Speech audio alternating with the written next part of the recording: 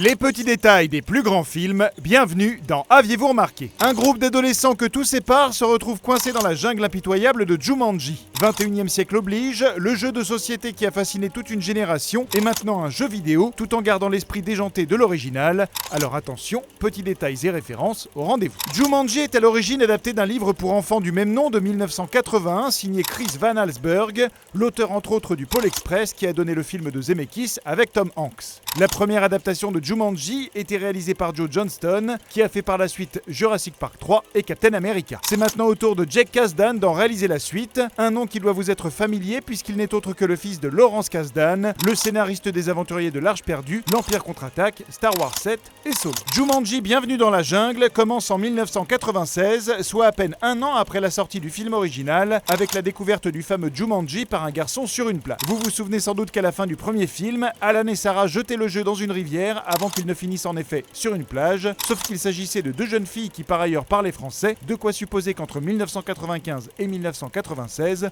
le jeu aurait fait d'autres victimes. Un cycle qui se répétera sans doute puisqu'après le générique, on peut encore entendre les tambours du jeu. Si Jumanji est devenu un jeu vidéo, le film rend hommage à sa version plateau. Le jeu garde ses instructions en vert et la figurine d'éléphant qui sert d'indice est inspirée du pion d'Alan Parrish. Les autres pions se retrouvent dans le jeu sous forme de statues ou même de rhinocéros en chair et en os, tandis que les routes de la carte ont la même forme que les cases du jeu. Comme le rappelle le nom d'Alan Parrish gravé dans une cabane, il s'agit bien du même Jumanji que celui dans lequel le personnage de Robin Williams était coincé. L'antagoniste principal est différent, mais garde le même nom que dans le premier film, Van Pelt. On se souviendra toutefois que l'intérieur du jeu n'apparaissait jamais dans le film de 95, puisque c'est le jeu qui débordait dans le monde réel. L'intérieur de Jumanji était mis en scène en revanche dans la version dessin animé. Côté casting, on apprécie la courte apparition non créditée de Colin Hanks en tant qu'Alex adulte, d'autant plus que son père Tom Hanks était le premier choix pour le rôle d'Alan Parrish, avant que Robin Williams ne soit considéré. Le protagoniste principal de la saga change un peu de gabarit avec un Dwayne Johnson toujours aussi massif et prompt à l'autodérision. Dans le combat du bazar, il ne peut s'empêcher une petite démonstration de sa fameuse prise de catch appelée Rock Bottom, et le groupe blague sur le fait qu'il parle de lui à la troisième personne, comme le faisait son personnage de catcheur, The Rock. Fridge porte quant à lui un maillot de foot numéro 94, le numéro de Dwayne Johnson lorsqu'il était lui-même footballeur. Dans le jeu, son avatar de Mouse Finbar porte un badge avec une part de gâteau barré.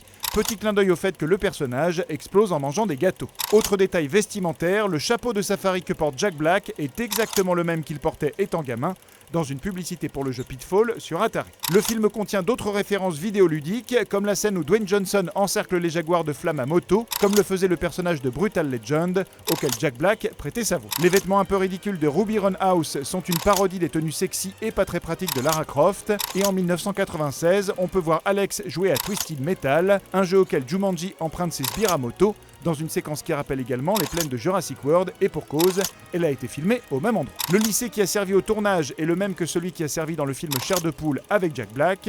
Le film s'inspire de classiques comme le Breakfast Club de John Hughes, avec sa bande de jeunes que tout sépare qui se retrouvent collés ensemble, ou Tron, avec ses personnages coincés dans un jeu. Enfin, les fans de Disney auront repéré le parallèle entre ce film et Vaiana, dans lequel un personnage joué par Dwayne Johnson doit remettre une pierre verte à sa place pour rétablir l'équilibre du nid. Mais ça, bien sûr, vous l'aviez remarqué, non ?